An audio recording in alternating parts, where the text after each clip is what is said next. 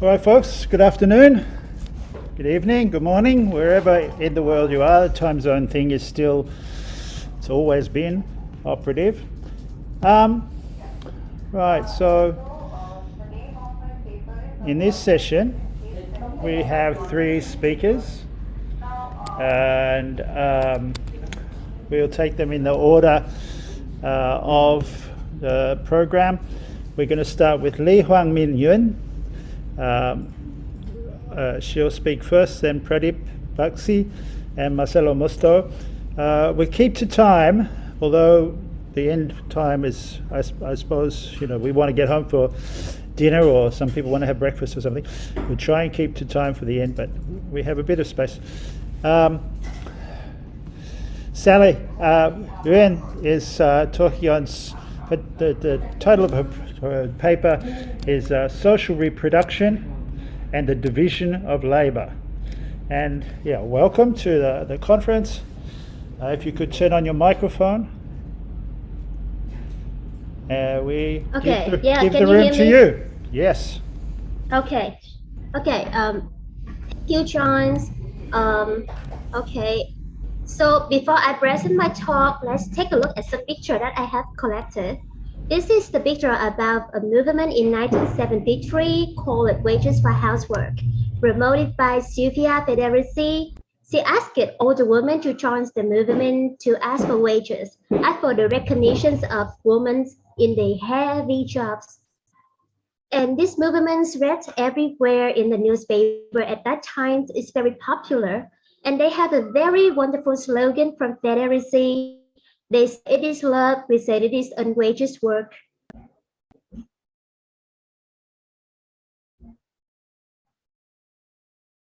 Okay, and this picture is a little bit blurred, but we can see that there are many women who are white, black, Muslim. They are in every race and religions. They are together on the Wages for Housework campaign. And they are my inspiration for the talk today. You know, housework has got a lot to do with the social reproduction and division of labor. It questions whether reproduction of labor capacity is considered as a job and creates a less value, and how capitalist society has separated labor. So much of these social reductions and the work necessary to reduce and reduce workers without the support of others, and is mostly done by mothers teaching their children the ways and the convention of social life. So there will be a section in this presentation. First, the introduction. Second, the genders in Marx works. Women in Marx social reproduction, wages for domestic works, gender in the division of labor, biology myth on women, women in patriarchal society, and then I brought you a conclusion. So Federici has always argued and publishes in her work Wages for Housework. In 1974, that's housework is an unpaid work job. She helped found the organization Wages for Housework in the early 1970s. In that movement, her organization protests to demand payment for reproduction work, including housework, family care, and childcare, or domestic work in general. However, there are places where there has not yet been discussion of the concept of social reproduction and the gender division of labor. Without debate about their role, Federici believes that women remain unaware of their importance in the reproduction of labor power, and how production is the nature of women is used by the capitalists to impose an unpaid reproductive role in society. So this is her work, Wages Against Housework, and her very famous slogan, you can see here. So there are many questions arise. Why is this that by a huge majority in society where liberal feminism has a large influence on women, but they still maintain the role of reproduction? You know, some kind of get out of the house, be a boss, and have more money to make you happy, something like that of the liberal feminism. So why there's still a division of labor by gender? Will there always be such a divide? So in the work of Fortunati tell us that the reproduction work taking place after regular labor productions and the analysis of gender in society. and they must put the analysis of labor and social reproduction first. So surely reproduction is inherently the work of all genders, and it should be seen as contributing to societal upkeep, and in capitalism to the production of surplus value. But in the gender division of labor, most often reproduction is unexamined role of women and leaves them undervalued and vulnerable in capitalist society. And for in any society or class, the traditional role of women, including reproduction, is always maintained, and the social misconception that go with it. The purpose of this talk is to clarify the woman's position in terms of social structure and development of society, and to explain why women are the protagonists in much of the work of social reproduction. So I will use the methodologies found in Marx analysis in the Capital, mostly Engel, Hitherau, Federici, Fortunati, Dunayevskaya, and Barbagallo, analyzing the gender dimension of Marx's work, explains how the reproduction of exploited woman labor in capitalist society and the gender division of capitalist labor affects women and the vulnerable. So, pardon me, I can't read out all of the quotes. I will skip all of the quotes today because I don't think that I have enough time for that. So, Marxist feminism was concerned with the wider injustice of capitalism. To be concerned with gender equality as part of this is important, but wider than slogan were issues of production and reproduction, as were evident in the text written by Fortunati. In any society, when it comes to gender analysis, the issues of reproduction must be brought to the focus. And the initiator of Marxism theory of reproduction is none other than Marx. Throughout his writing, Marx rarely spoke explicitly about gender analysis. However, the Marxist humanist Dunayevskaya denied this point of view when she pointed out that Marx was the one who analyzed about the female forces in her work and confirmed Marx's role about women and gender. Just as Marx argued that women have played a large role in being the anti-capitalist force, contrary to the gender blind myth, Marx wrote extensively about women and talked about the importance of women in society. So Marx's purpose in writing The Capital was to show how capitalism works and the role played by workers. And it could be argued that Marx did pay attention to the role of women in the concept of social reproduction. In a note on gender in Marx's Capital, Federici shows us that Marx in the chapter Machinery and Large-Scale Industry talked about women and drawing women and children into social production. Capitalist development and industrialization in particular paved the way to more egalitarian gender relations. So commodity reduction in particular, production value and social reduction in general originate from human labor. So parallel to the social reduction process will be the reproduction process. The process of reproduction is the fundamental prerequisite of capitalism. In Capital, Book 1, Marx emphasized the importance of this concept. Later, in the analysis of symbol social reproduction, Marx referred to the first role that workers are exploited outside the production process. The worker work day and night, creating surplus value to get back their meager salary. It would not be a problem if workers use that money for themselves instead of using their salary to buy capitalist products, which the workers themselves have produced, or on the other hand, they reproduce for the capitalists. So that's what the symbol social reproduction. Then, so where were the women in this reproduction role? According to Marx, in order to maintain the process of production and reproduction, it is necessary to have worker and exploitative capitalists. So in this quote, he has said very rapidly, and the answer is women are in everywhere in his work. If the worker is the producer of surplus value, then the women are the people who give birth to the workers, and it is through their biological reproductive function. Next, in the PhD thesis on the political economies of reproduction, Babagallo shows us that if the male workers are more often the one who directly work and produce commodity in the factory, then women are more often the home workers who reproduce the labor power of male workers, including a large amount of unpaid work such as housework, home care, childcare, or domestic work in general. In addition to physical reproductive function, in her argues women also have to reproduce emotion for workers, keeping choiceful emotion for the men worker to continue the production work for tomorrow. This will also apply to capitalist women as they are forced to produce and reproduce physically and emotionally for the next generation of the oppressor. So, women reproduction works contribute greatly to the production of surplus value. So why this work should be marginalized and assumes that it does not produce surplus value because it mostly happen in the domestic sphere. They are abandoned because they do not seem directly touch the published means of production and work directly for capitalists. This is a myth and an interested divide to exploit women. For Marx, surplus value included the whole process of production and reproduction of workers, in which they should be entitled to compensation for work equal to their productive value. Then we can see that this exploitative process of hidden reproductive labor is repeated in other societies, but the class relation involved in reproduction is the main thing that exploit women. Then how should wages be paid for the domestic work? Now we come to the wages for domestic work.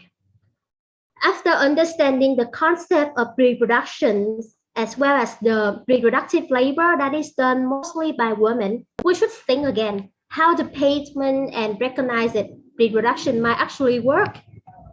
It is a very long struggle, and it is more important to recognize them as a worker or to recognize them as human and entitled to their needs. For Marx, wages are always nominal wages. They always depend on working days, working hours, and are always a variable quantity. So the payment of wages is inherently unstable when each person's needs are different. You know, Marx has a very famous quote. I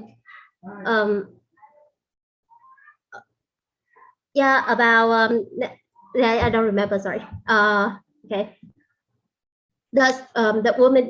Women should be paid for this heavily job. Federici has a very famous quote on this. She said, when we talk about rights, we talk about recognition. So then we come to gender in the division of labor. I start very earlier and say that it's for the class in societies that make a deepening in the gender in the division of labor. So in the origins of the family, private property, and the state, Engels shows that as the usual breadwinner of the family, shouldering the direct production task, the men become the owner and leaves the women at home and consider them as commodity. Engels talked about the position of women in the family and the gender division of labor in society that come from production. Moreover, through Marx, I would argue that the gender division of labor arises deeply when there is a competition for economic interest, and the division of skilled and unskilled labor, on the other hand, productive and unproductive labor, or rather, the gender division of labor appears deeply only when the society begins to have classes. So in Marx's Capital, Division of Labor, Marx argues that it's for this division of labor that fosters competition among workers, creating a competitive market subject to capitalist domination. Productive labor is often thought as hardworking, heavy labor and performed by men. The unskilled, the unproductive, the weak are a symbol of the woman in this division of labor.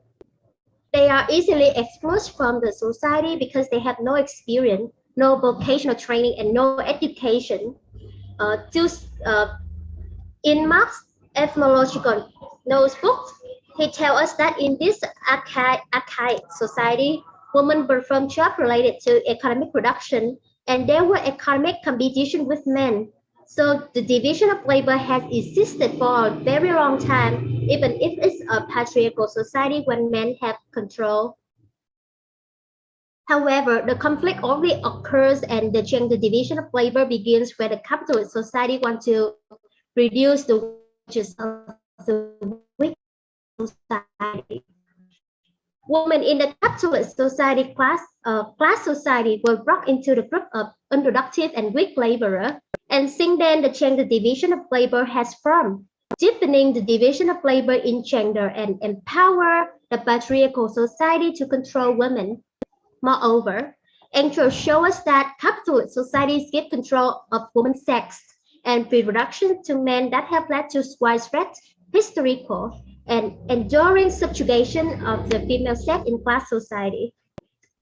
So this has led to material and ideological oppression in all aspects of women's life, and also because of the weak and unproductive labor reasons of new workers in general and women in particular, from farm to factory. From here, the division of labor has a class division, which open up myths about the woman biologies, claiming that women are weak, they are exploited, and they can only do light chores like housework and childcare, reproduction, domestic work, and emotional reproduction. These jobs, and I have analyzed it both, they are clearly not light jobs. And except for the job of giving birth, a man or anyone can be done, and such attribution of women is caused by capitalist society and its class division of labor.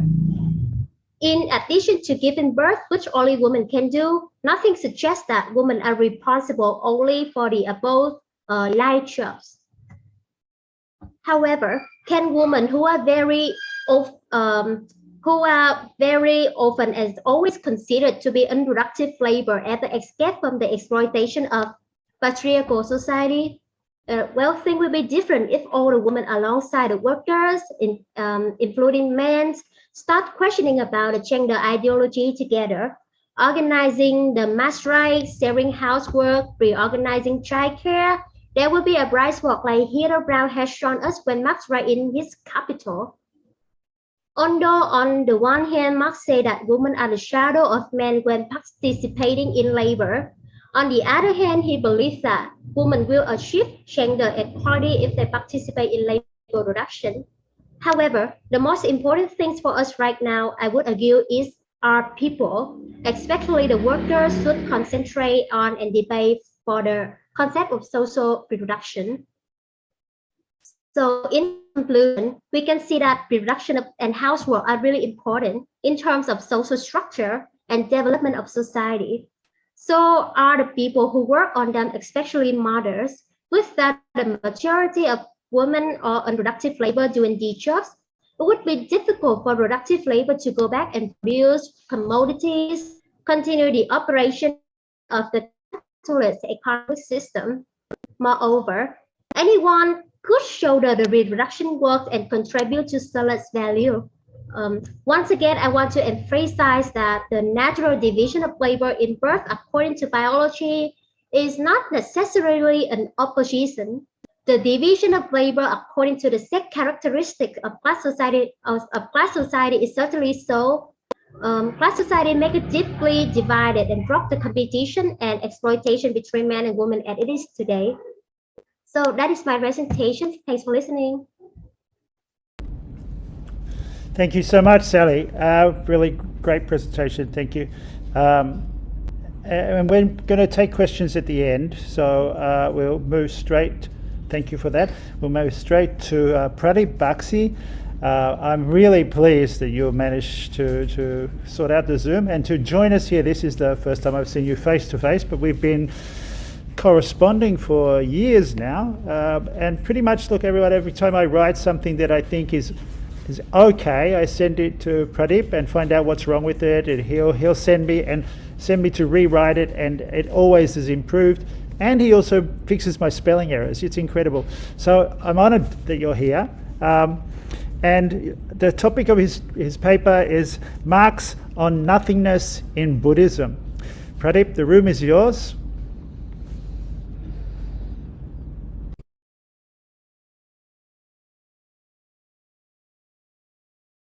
You have to take your microphone, put your microphone on first. Is it on? No. Yes, it was on, and then you turned it back off.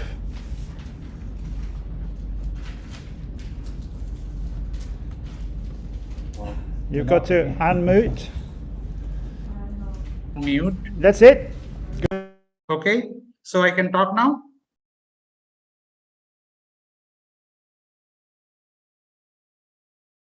Please do. The topic is Marx's understanding of nothingness in Buddhism. The paper is already in the proceedings. I wouldn't go to read it. I'm not going to read it. Instead, what I do is I would put before all the listeners and observers, spectators, the issue of Marx and Shakyamuni, and the parallel issue of Buddhisms and Marxisms.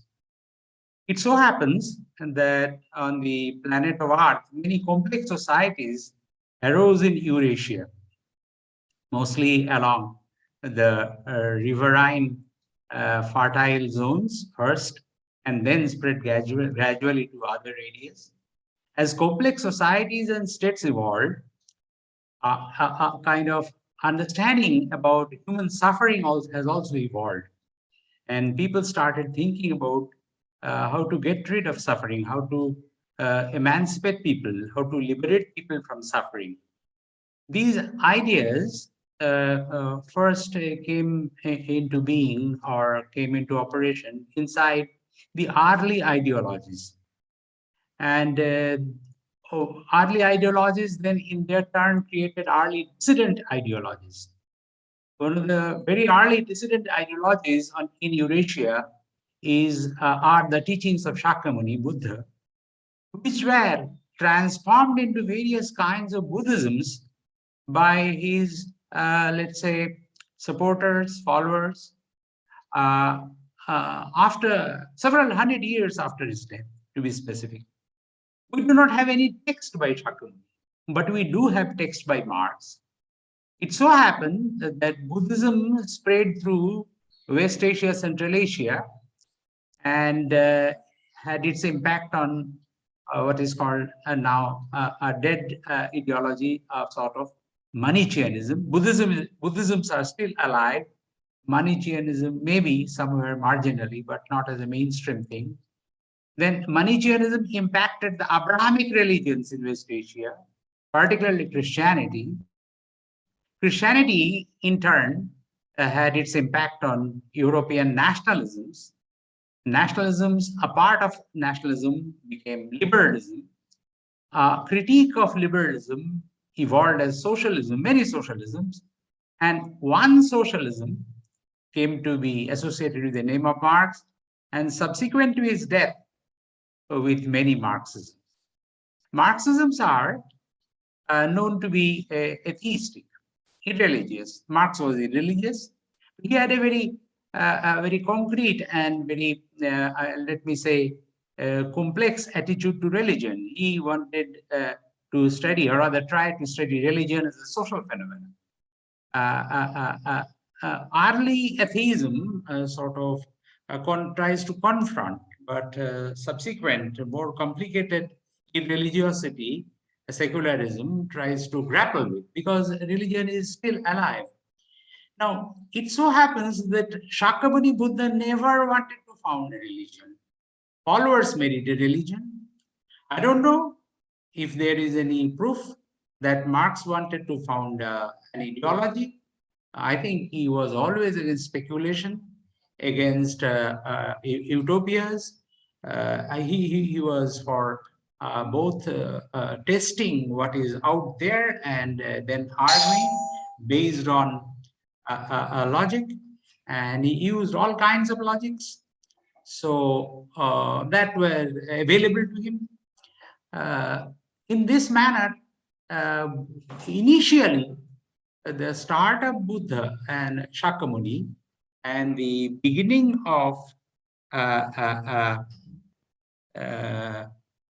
the teachings of Marx have a close parallel. And the subsequent developments of Marxisms and Buddhisms also have a close parallel. in the basic text of Marx, we never came across any text on the Shakyamuni Buddha's text or on any of the Buddhisms, but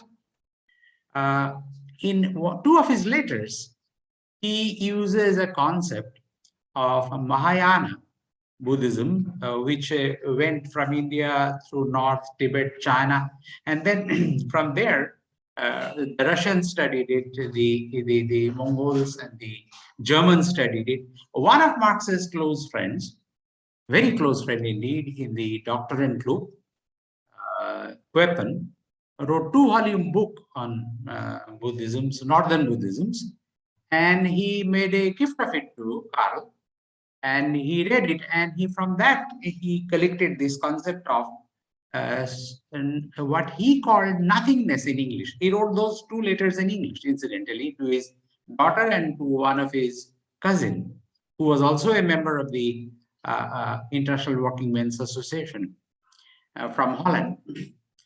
There he says that he is meditating his mind to become free of all concepts. Well, that kind of teaching goes on around in the meditation circles. When we come back to Shakyamuni, he made straight statement that whatever we get from the external world also is constructed by us. The world does not get into the concept. The concepts are that way empty. So the nothingness of Shakyamuni Buddha is that do not speculate. Your speculations are empty. So face the world and try to solve its problems. That was the teaching. I think that perfectly well goes with Marx's approach and attitude. Now, it so happens that as ideology, Buddhisms have played very important role in political economies in South Asia, in Tibet, in Mongolia, in China, in Vietnam. In Vietnam, both the southern tradition called the Theravada and the northern tradition called the Mahayana, China, had some influence, just as Confucianism had some influence on Vietnamese political economy. So my submission is this: globally, we try and map the historically evolved ideologies with the historically evolved political economies as lived experience. And as a part of that, the work can start from, let's say, Vietnam, where we have many strands of Buddhism and many strands of other ideology like Confucianism, and let's say even French colonial ideologies, and then Marxisms that came from France, from Russia, from China, lately maybe from the Anglophone world. Hutnik is present here. So definitely from the Anglo-American Marxist tradition also, the ideas came. So Vietnam has a unique situation now. I at least think so. It is for the Vietnamese to decide that scientific investigations on these ideologies and the texts or the absence of text, how one constructed Buddhism out of absent texts of Siddhartha. People heard what he said in Ardha Magadhi, a language about which he hardly knew anything. About 500 years later, those were codified by his disciples, word of mouth, so a lot of change must have occurred.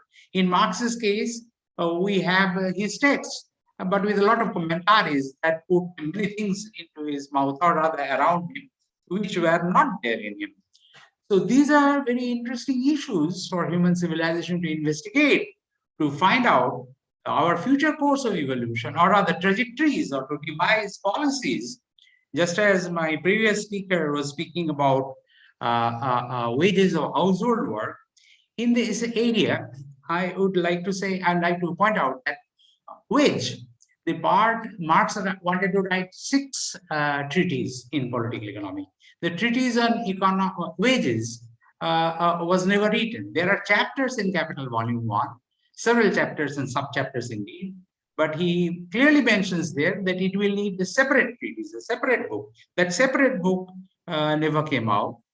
To write that separate book, we have to rewrite what surrounds it. It's universe of discourse. The unpaid labor is the universe of discourse within which wage labor happens. That's what my earlier speaker, Hoang Minh Uyen, Sally, who was, if I'm right, who was saying. But we have to go about it in the manner of Marx. We have to quantify, measure, and already there exists time measure. The effort started in Hungary. The Hungarian scholar Alexander Zalai started a multi-country time measure, time skew studies, which are now spread through the United Nations. And very important work has been done in Australia, where he was educated by Duncan Ironmonger. And now many countries have this time measure data. China has, I have put a question to the to a speaker in the earlier session, what is the status of time use studies in Vietnam? So this is how we proceed. We proceed from facts. We proceed from, as Siddhartha Shakyamuni would have said, perception, that which is directly available as data. And then we use reason, we work around them, test the data, and arrive at viable conclusions. Similar approach is necessary about unpaid domestic labor and about mapping the interfaces of ideologies and lived experiences of political economy, statecraft, and markets. So this I would like to say. I don't know if I have few more minutes. Others may ask questions. I think some have already put some on the chat box. May I take a look and answer, or would you like something? John, what is your suggestion? How should I proceed? Well, you can ask for questions, or you can speak for 5 more minutes. I think it's great that you've segued into discussion with Sally, and actually because with Marcello, who's the third speaker in this session, we have a film because he can't get up at 5 o'clock in the morning. As it turns out, he's in Canada. I thought he was in, I don't know, somehow I thought he was in Italy when we made the program, but he traveled to Canada in between. Maybe we'll go to discussion of these two papers together, and then listen to Marcello, and then come back again for more discussion if people are still there. So let me read the question we have, which is to Uyen. Can you elaborate more on the meaning of the concept of social structure used for social reproduction analysis in your work here? Whose point of view is it, Karl Marx or Talcott Parsons? Okay, so to be honest, social reproduction refers to the process that ensure the self-perpetuation of social structure over time, in rough analogy to biological reproduction for a population. So honestly, what I know about social structure is limited, but I can say that Marx was kind of against the social structure and even market. Marx would say that the basic structure of society is economics and material, which the society based on that to live for the rest of their life. And for Federici, she often doesn't talk much about the social structure, but when she talks about social structure, it's always like the capitalists put the people to their place, to their positions, and often want the people to against that kind of social structure. So Miss Mai, I want to say that those were the point of view of Federici and Karl Marx in general. I hope that I answered your questions. Okay. And on this, Pradip, any comment? No, I have no comment. Okay. So then I put a question to you. I guess I wanted to hear more about one suggestion you seemed to make about, right, that, well, the question was, did Marx want to found, in the previous sentence you talked about religion, but you said ideology, yes. And I'm thinking, okay, so what actually is the requirements there? And the contrast here with Buddhism, of course, is very interesting.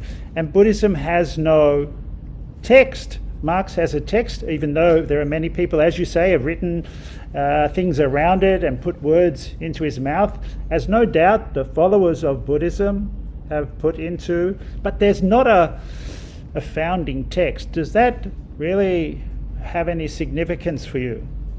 Given Yes. that we're, yeah. Yes, while dealing with the teachings of Shakyamuni, we have to depend on latter texts very much, because there's no other way. Writing was not used in those days in our country, perhaps in many countries. So word of mouth was the way in which teachings were propagated. So there are definitely very many filters. Even when we get a hard text from that period, for example, the Ashtadhyayi Panini, which was considered basic to the Sanskrit grammatical tradition, incorrectly though I would say, because Ashtadhyayi, now the understanding is, it is not even a grammar, it's a software to analyze any existing language. Now you see, before computational linguistics came into the scene, we were misinterpreting the most early, reliable, testable text from South Asia, Ashtadhyayi Panini, which is considered to be one of the fountainheads for the entire discipline of linguistics, let us say, later linguistics. So the difficulty with Shakyamuni Buddha are great in that area. But one thing is certain, he was making a critique of existing religions. He was a skeptical person. He was a rationalist. He was questioning. He was telling people not to go in for empty speculation of this about the soul, about the God and transmigration of the soul. It's all that ideological bagage that we had collected before his birth.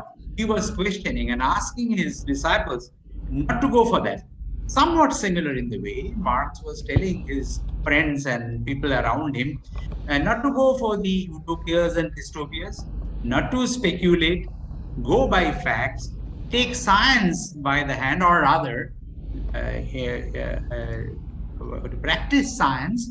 In point of fact, there is data now, there is published text now that one of his friends, Dr. Ronald Daniels of Cologne, wrote to him a letter that telling him, when you finish your work with the economy, that is the capital, etc., the political economic writings, I would like you to concentrate on physics. And how about our own encyclopedia of the sciences in the manner of the great French encyclopedia? And it is my humble submission, which I can circulate in writing in several chapters, we hope, about Marx's journey through various disciplines, his encyclopedic coverage of many of the existing disciplines. I mean, Marx and his friends did not produce an encyclopedia like Condorcet, Diderot, or D'Alembert, but the whole corpus of published and unpublished texts, his papers, is a veritable encyclopedia for the socialists, for the future workers along Marx's line, if I may be permitted the expression, further elaboration and extension of Marx's scientific research program. So, yes, please. Well, of course, you can be permitted to say that, and we are in a session that draws on a lot of people that are scrupulously attending to the fidelity to the text of Marx, right? Whether it be a continuous Marx or one that has contradictions. It's actually gives me opportunity to move to another question we have, which is from Peter Hudis, and he is here. So Peter, maybe you want to speak your question? You have to turn your mic. Thank you very much. Can you hear me? Yes. Yes, my question is to Uyen, Sally, but really to everybody on the panel as well. Marx writes in Capital, and I quote, to be a productive worker is a misfortune. Now, if the misfortune to be a productive worker, it seems to follow logically that to be an unproductive worker is not necessarily a misfortune in Marx's view of things. So do we really need to validate women's role in society by assuming that unproductive labor produces surplus value. After all, one doesn't need to produce surplus value to be a revolutionary subject. So it seems that if orthodox Marxism very often dismissed women's subjectivity on the basis that women's reproductive labor does not produce surplus value, are we not taking the ground of that very defective position by assuming that we validate women's struggles only insofar as we can claim that their unproductive labor does produce surplus value? Well, I agree with Peter. And actually, in my paper, I have shown that we should abolish the surplus value because now I remember Marx quote, from each ability according to his needs. People shouldn't be in a passive position to ask for payment, but reproduction work should be recognized at the first step and by asking for payment and wages. More like they ask for the rights and to be recognized. I get it just like the first step for the mass strike is the workers are together asking for a pay rise. So, yeah. Can I jump in here? Okay, so since you've agreed with Peter, I want to disagree. So when I read that quote, I read it, it's in chapter 16, at the very start of chapter 16. Chapter 16 is a crucial chapter for Capital because in that chapter, Marx says, well, back at the start, we were talking about simple labor reproduction, right? We were talking about the single worker, and that worker produces surplus value, But then there are some other workers that he talks about in that paragraph that are unproductive workers in the narrow sense. They don't produce surplus value. They might be teachers. Of course, they sometimes we're in a university that's really like a sausage factory, they sometimes make a profit for the owner of the university, but they don't actually produce any surplus value in the moment of teaching. They produce value as a part of the collective worker. So they are helping train other workers who then produce surplus value. And I suppose Sally's argument, as I understood it, was in fact the opposite of this. The unproductive worker is an unpaid person who contributes as a part of the collective worker to surplus value production. It's an unrecognized production of surplus value. Both are a misfortune for Marx in this situation because both are underpaid.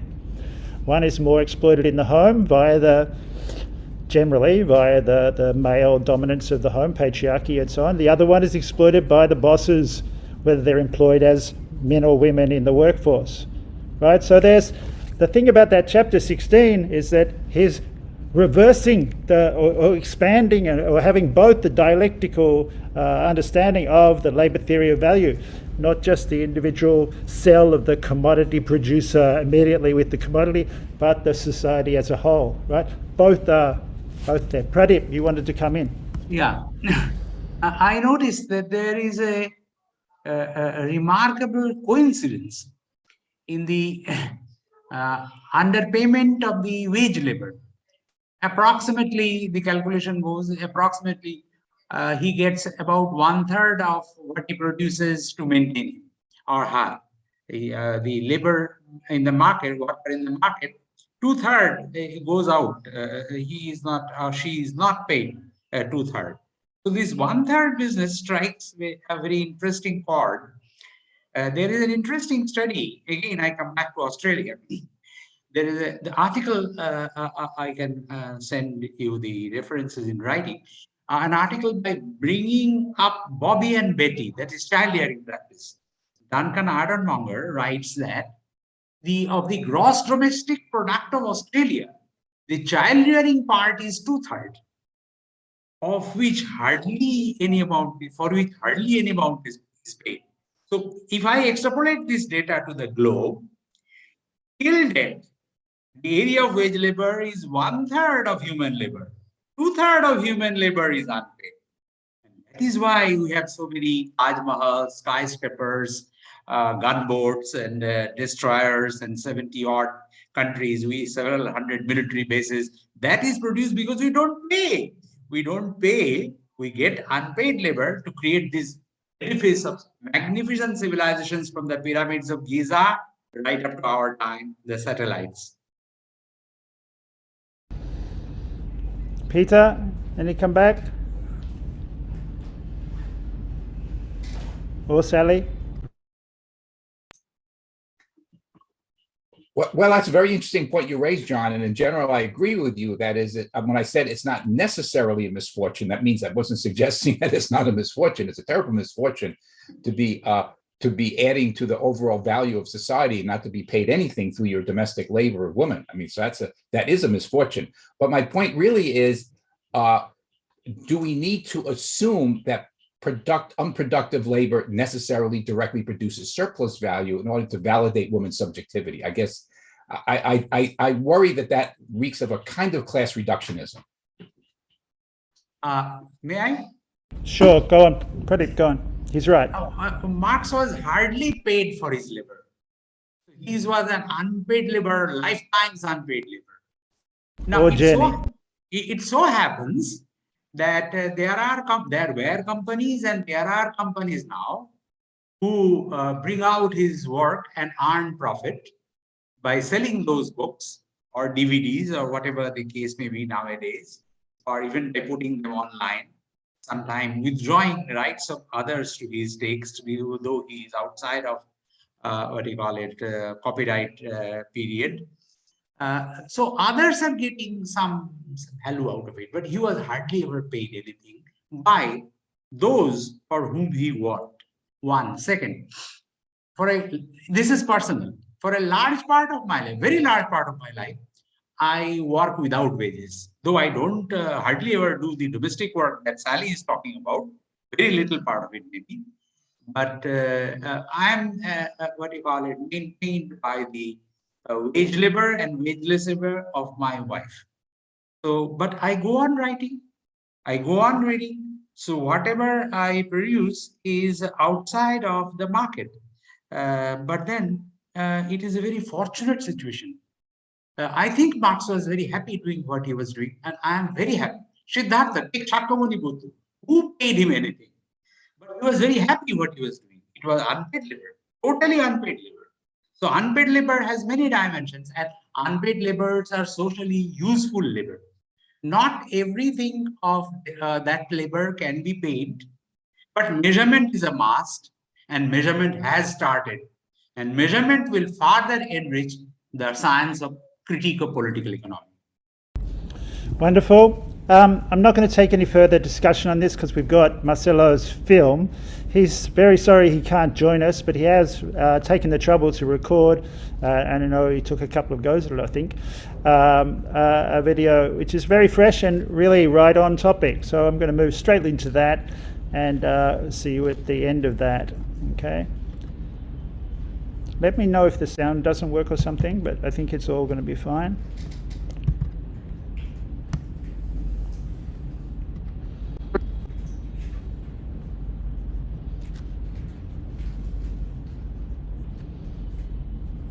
Good afternoon, everybody. This is Marcello Musto from Toronto, New York University in Canada, and I am going to present my paper, A Reappraisal of Marx Ethnological Notebooks. Before doing this, I want to thank you very, very much, my colleague John Hatnick, for not only inviting me to this wonderful section in this huge conference and this very big event that you organized in Vietnam, but also for being so kind and trying to make Holy Cooled to have me in this session. You know, in the end, I had to record this paper because it will be 5 a.m. in Toronto when the session is going.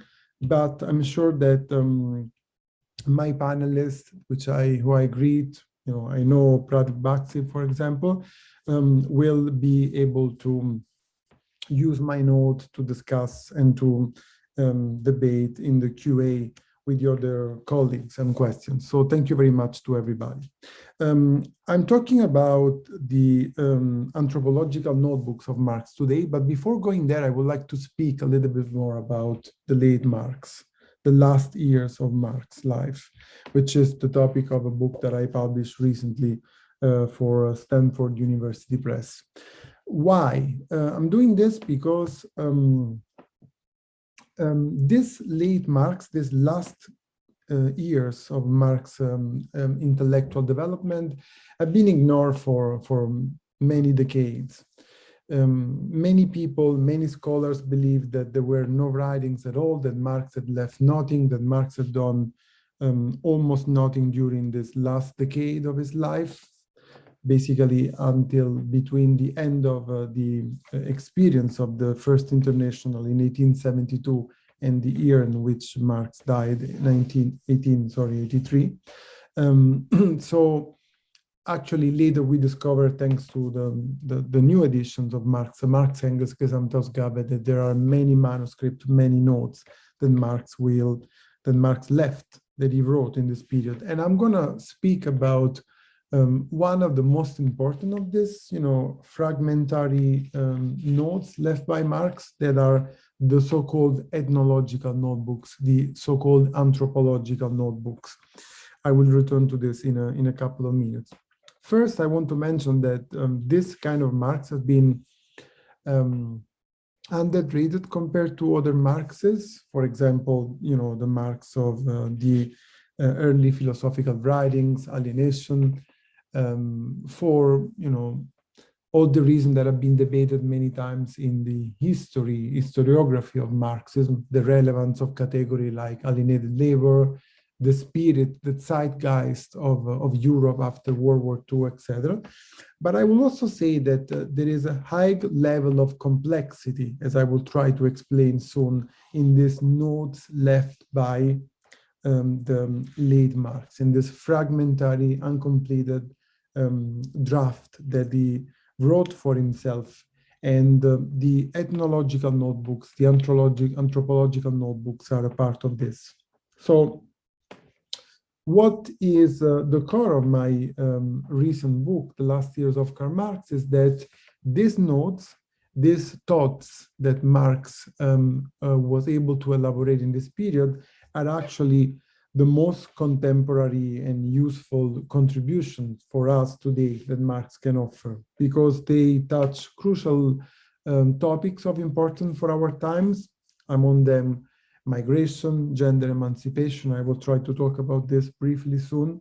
Critique of nationalism, the emancipatory potential of technology, migration, individual freedom, and also collective ownership, non-controlled by the state, which is something strictly connected to my remarks today, because it is, of course, connected to the pre-capitalist society.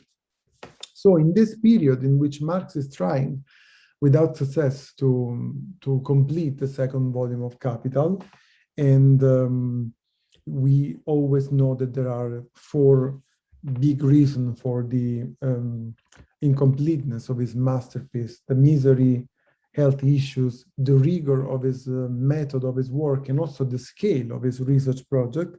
In this period, Marx is also opening new research horizons, and anthropology is one of the main topics. So Marx expanded his interest on a global scale. There is much more attention to the South. He focuses analysis much more than before on pre-capitalist economies, as I will try to say. There is a return to history. Marx is going back to analysis of historian contributions and books of history. And most importantly, most significantly for us today, Marx is doing a lot of extended research on ancient society and anthropology. And this is the topic of our session, of our panel today. So, as all experts know, Marx is starting his analysis from this very important volume, this very important book, Ancient Society, published by Lewis Morgan in 1877. Marx received this book from his friend, his Russian friend, the sociologist and member of the populist movement, and at the time meant member of the anti-capitalist left, I would say in Russian, talking about Maxim Kovalevsky. And Marx was immediately struck by the way in which Morgan treated production and technological factor as a precondition of social progress. So in this ethnological, anthropological notebooks, the name was given by Lawrence Crowther, who was the scholar who edited this manuscript. But actually, I always use the expression anthropological notebooks more than ethnological. There are about 100 pages of excerpts. So Marx was actually copying the most important passages of the book of Morgan, Ancient Society, and was often adding some notes, some comments, some very useful things. There is not only this in the ethnological notebooks, but there are also notes taken by other volumes, other important volumes of this period, from the early 60s to early 80s. I'm talking about the volume written by James Mooney, Java or How to Manage a Colony. The author was a lawyer and an expert on Indonesia. Marx spent a lot of time studying on Indonesia in this period. The Aryan Village in India and Ceylon, Sri Lanka, written by John Fear. He was the president of the Supreme Court of Ceylon.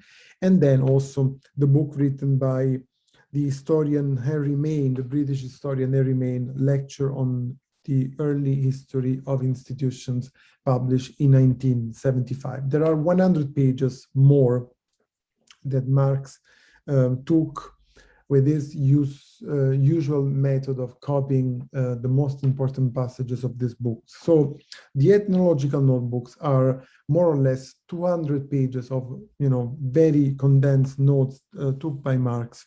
Half of this is from Lewis Morgan, Ancient Society. And this note was taken in a very short period of time, and we understand from this that Marx was extremely excited and very interested into this anthropological and pre-capitalist society's work, which is, by the way, very much connected, as you can imagine, with the question of the obshchina, of the rural commune in Russia.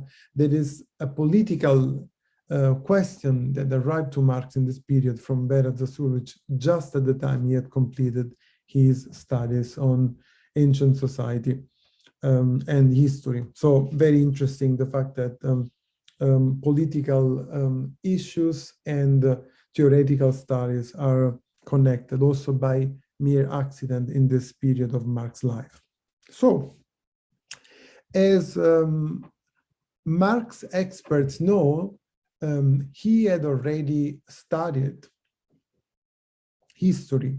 He had already examined extensively the social economic forms of the past in at least 3 more books. The German Ideology, of course, 1845, 1846. The very famous section of the Grundrisse that is called The Forms Which Precede Capitalist Production. This is very well known for the study made by Eric Hobsbawm, and also in Capital, particularly volume 1, not only there. So why Marx is coming back to this? Why Marx is opening this new horizon of research, and just at the time where he's trying to complete Capital, trying to complete volume 2 of Capital? I will say that there is, first of all, a need to widen his knowledge of the historical periods, of geographical area, and of thematic topics that he considered essential in order to continue his critique of political economy.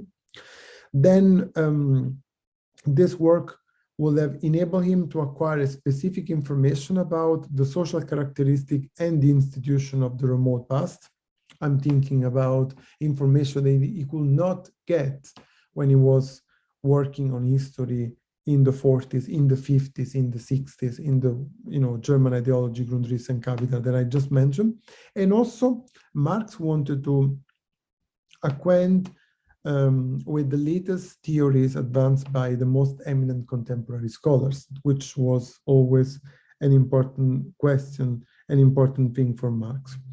But there is also a question that we should ask, a political question. So why politically? Why Marx is devoting so much time to this work at the time that he was trying to complete volume 2? of capital. And I will say that there is a precise theoretical political purpose behind this work. And it was the idea of reconstruct the most likely sequence in which the modes of production had succeeded one another over time, one after another over time, with a particular focus on the birth of capitalism, of course. So Marx believed that this will give his theory of the possible transformation toward a communist society. This will give to his theory a much stronger historical foundation. Therefore, there was the need to better understand the past and to confront his original ideas with the most developed theories, particularly those made by anthropologists and ethnologists.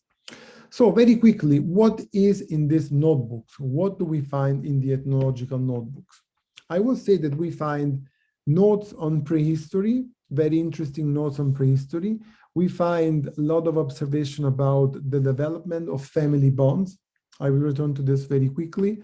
Notes about the condition of women, comments on the origin of property relations, on the community practices in pre-capitalist society. There is a lot also about the state, the formation and the nature of state power, the role of the individual. I will, of course, have no time to touch all these topics, but there is also a critique of Marx on the effect of colonialism, and last but not least, the racist connotation of certain anthropological approaches. So Marx is criticizing the approach of the authors that he is reading. Let me quickly start with the first one, and perhaps the topic that Marx developed more in these anthropological notebooks, the theme of the prehistory and the development of family ties. So Morgan proved in this book, In Ancient Society, that the gens, and when we talk about this concept, gens, we must say that we are talking about a unit consisting of blood relatives with a sort of common descendant, right? So Morgan said that gens and not the family was the social unit of the old tribal system. It is not the family that is, I don't know, the foundational element of the ancient society, but the gens. So Marx, after reading Morgan, abandoned his previous opinion. After reading Morgan, Marx understood that the theories that he read, particularly in the famous volume Roman History, written by the German historian Barthold Niebuhr, this idea that the family comes before the clan, right? A larger unit. It is not like this. It is the opposite. Morgan showed that it had been a grave error to suggest that the gens postdated the monogamous family and was the result of an aggregate of families. So the patriarch family should be seen not as the original basic unit of the society, but I would say as a form of social organization that happened later. You know, the explanation was also very simple, that, you know, this organization was too weak to face, I'm quoting Morgan here, the hardship of life at the time. You needed a bigger unit, and the clan, the gens, is something like this sort of unit made by relatives, as I said, with a common descendant. When Marx is studying and criticizing these theories, these ideas, is also attacking some other anthropologists of the time. And his target, his favorite target, with also funny comments, is the Book of Maine, the one that I mentioned earlier, Lectures on the Early History of the Institution, because Maine, according to Marx, visualized the private family as the basis out of which the sept and clan developed. So Marx is making fun of Maine because Maine was transposing, Marx believed, the Victorian society into prehistory.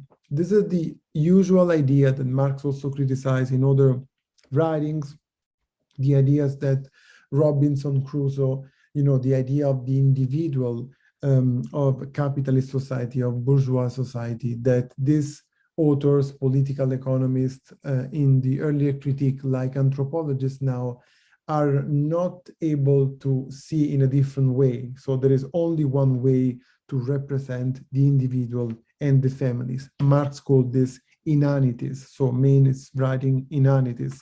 Marx wrote, "Man, after all, cannot get the English private family out of his head."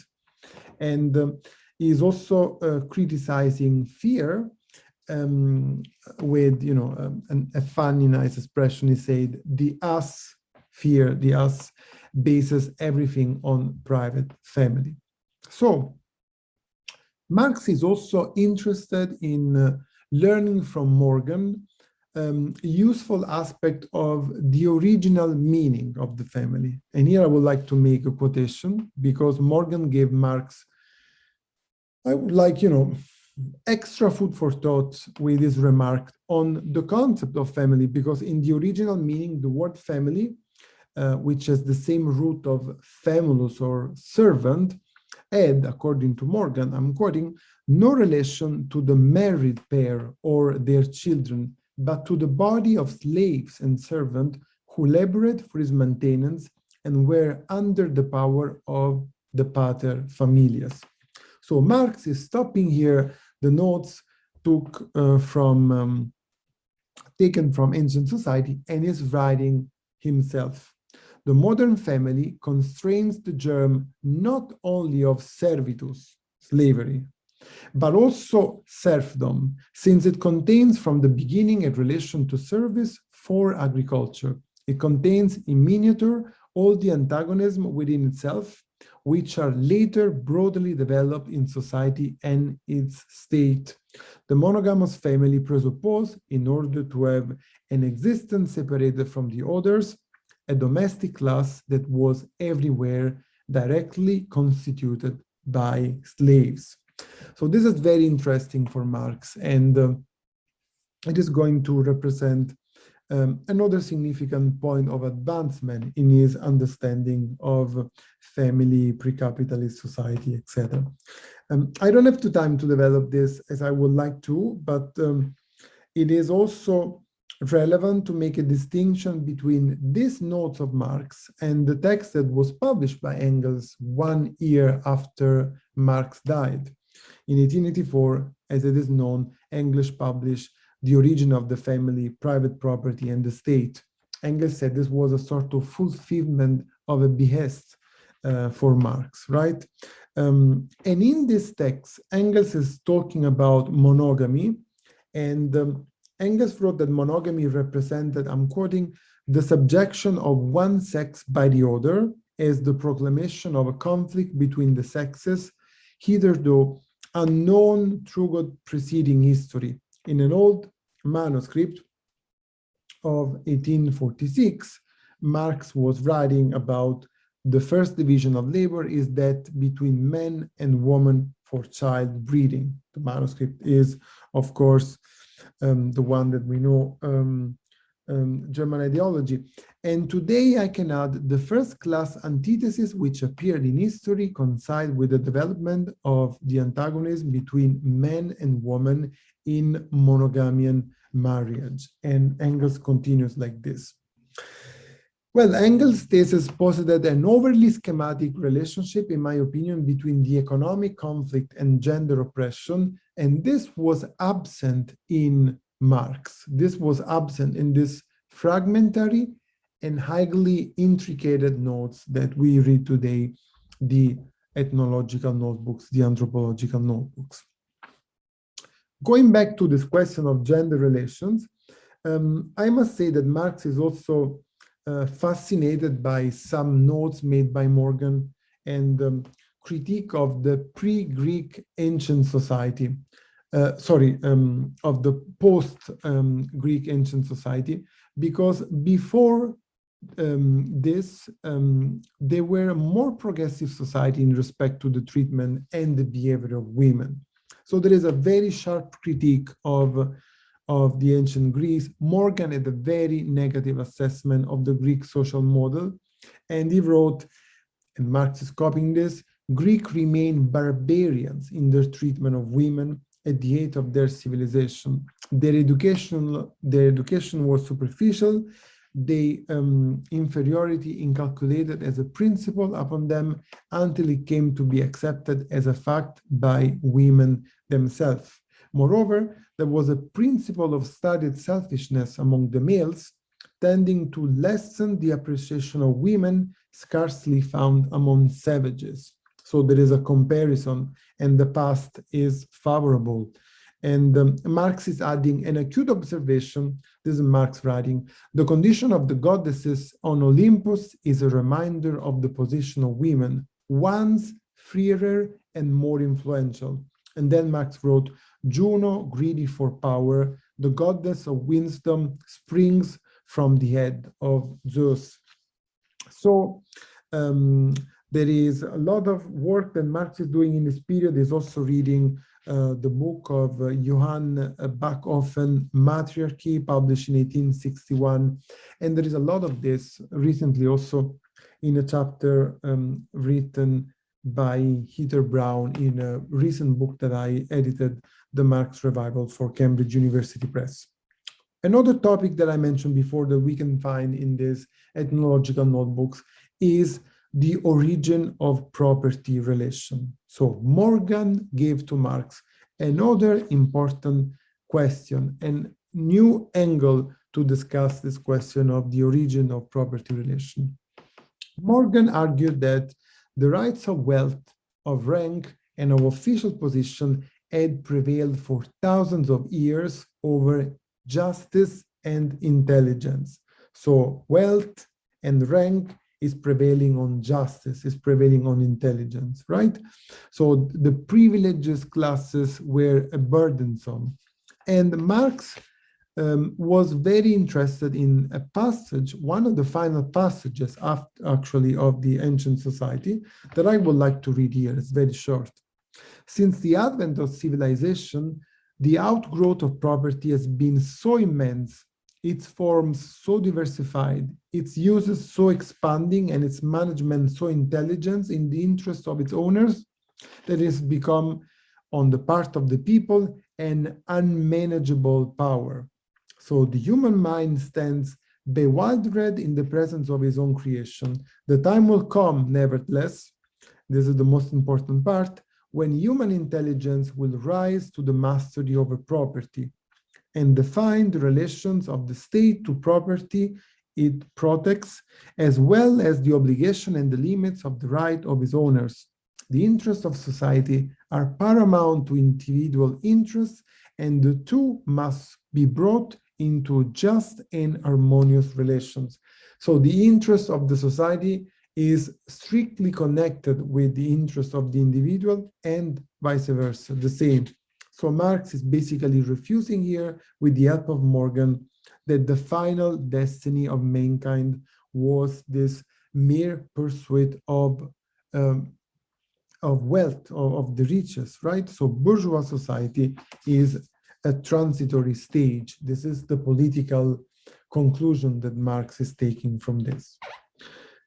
Let's now end this part, this comparison between Marx and Morgan, with a sort of, and you know, my time is almost over, a political confrontation between Marx and Morgan. Morgan considered ancient society to have been very democratic and solidaristic, but he was not a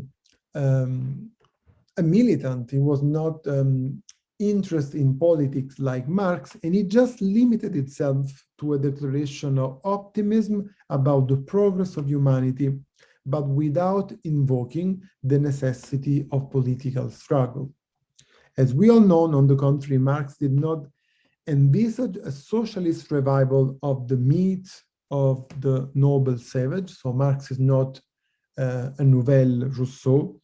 He never hoped for a return to the past, right? For Marx, socialism is an advent for an higher form of society, but this higher form of society is based on a new mode of production and a new mode of consumption. There are in this notebook some ambiguous sentences, words written by Marx, but there is no question that his socialism is very different from this Herzen kind of socialism, going back to the past, etc. And very important, this will come about not through a mechanical evolution. Socialism is not coming with evolution, but is coming through conscious working class struggle. This conscious working class struggle is connected to a very hot issue that was already at the core of the analysis and also of the struggle of the First International. I'm talking about the function of the state. So Marx is studying more about the origins and the function of the state. This is not the first time, like for the question of pre-capitalist society, ancient society. Marx wrote about the state, at length in at least two other works: the Critique of Hegel, Philosophy of Law, that he wrote in 1843, and then the book that he published, The Civil War in France, 1872. So in the Anthropological Notebooks, Marx presents the state as a power subjugating society in connection with the early political elaboration in the Critique of Hegel, and in connection with what he developed at the time of the Paris Commune, the Civil War in France. The state is for Marx a subjugating element of society, and the state is a force that prevents the full emancipation of the individual. Marx stressed the parasitic state as a parasite and transitory character of the state. I would like to read a sentence here that is a polemic sentence against Maine, but very interesting for us. Maine ignores the much deeper point that the seeming supreme independent existence of the state is only seeming, and it is in all its form an excrescent of society, just as its appearance itself arises only at a certain stage of social development. It disappears again as soon as society has reached a stage not yet attained. So there is a clear critical indication against the state, and Marx is capable of doing even more thanks to his anthropological analysis and the study of ancient society. In the ethnological notebooks, Marx also made a number of observations, as I said before, against the racist connotation of this anthropologists. Marx is calling them, nonsense. Marx is making expression like, the devil take this Aryan jargon, etc. I have unfortunately no time to make more example about this, because I want to close with the important question of the theory of progress, important for all the debates that we had in humanities and social sciences, in particularly with the beginning of the plague of the narrative of postmodernity. So the theory of progress was, as we all know, very hegemonic in the 19th century. Darwinism, social Darwinism, it was also widely shared by anthropologists and ethnologists.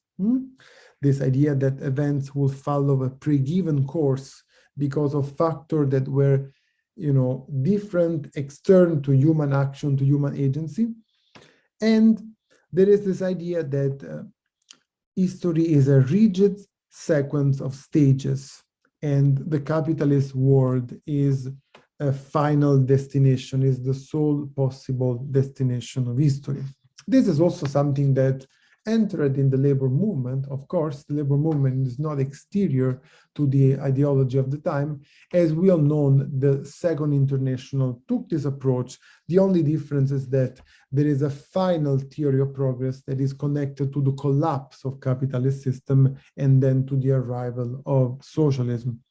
I would like to stress the extremely negative political implications of these ideas in the past, like today, in the present, because not only they are epistemologically wrong, but also because they always were factor of stabilization of the existing order, and they weakened the social and political action of the working class, of the proletariat.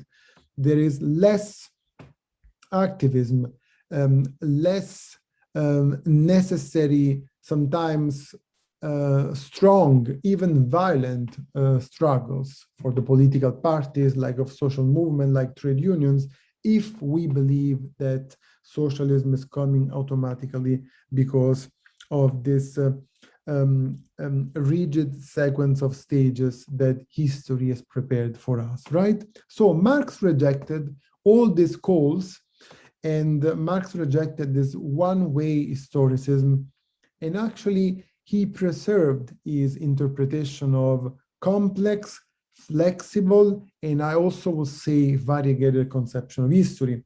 So Marx's voice might seem even uncertain and hesitant if we read this manuscript in comparison with Darwinism, all these Darwinist oracles at the time. But actually, thanks to this, Marx escaped the trap of economic determinism into which many people at the time, and also many followers of Marx, tended to fall after him.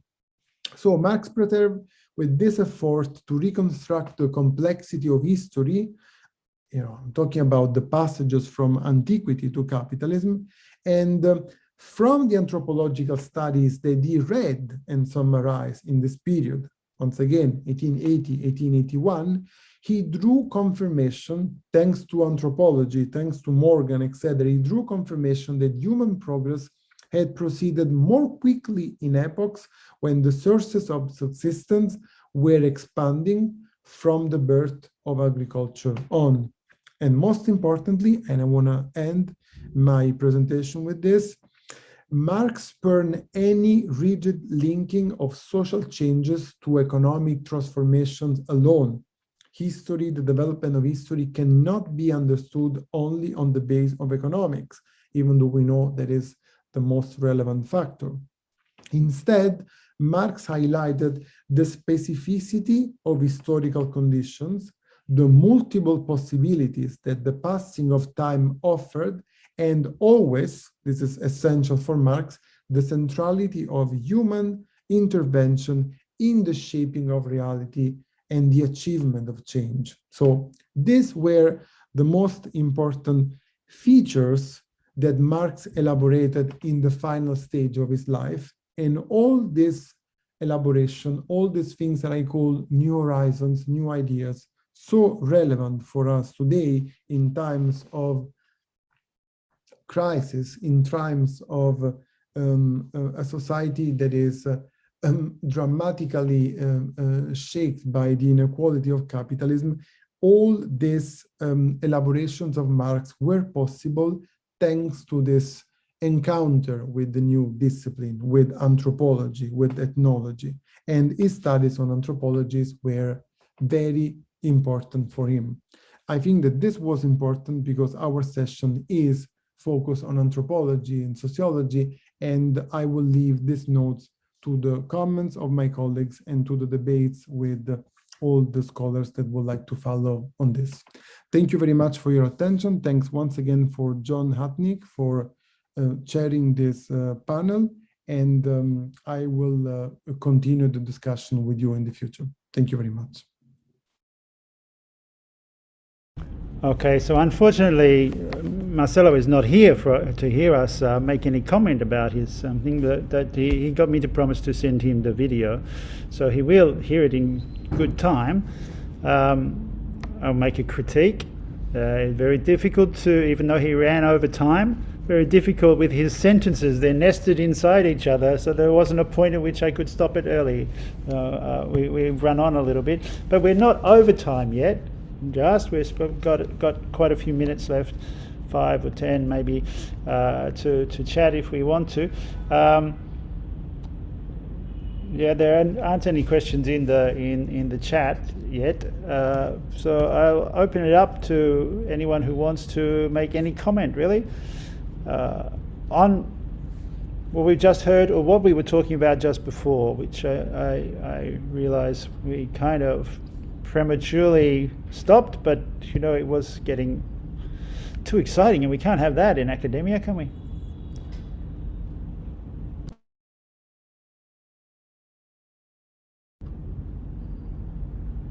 Sally, Pradip, Anyone who hasn't spoken yet? Peter, again? Okay, folks.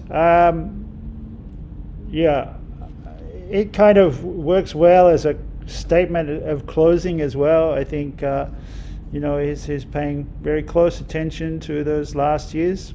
Pradip does want to say something. Go ahead. It is a very important topic, ethnological notebooks of Marx, which he wanted to name anthropological notebooks, and that is also okay. It is. Marx made a long journey from philosophical anthropology to that period of social sciences where anthropology was just emerging as an empirical discipline. Interestingly, one of the founders of the chair of the first international first meeting in London was a positivist, sociologist, cultural anthropologist. Marx could collaborate with positivists, but later on, somehow Marxists could not collaborate or rather take positivists into confidence. One important text, rather excerpts of Marx related to the ethnological notebooks, is his Kovalevsky notes. Kovalevsky was a sociologist, teacher and student of comparative jurisprudence, especially the law and the land relations in the colonies. He studied at Marx's request. It is he who personally gave Marx Morgan's book. Now, they should be studied together, the ethnological or anthropological notebooks and the Marx's Kovalevsky excerpts, which has been edited by Hans-Peter Hartstein in 1977, I suppose. So, they were partly transcribed by Crater also in his Asiatic Mode of Production book.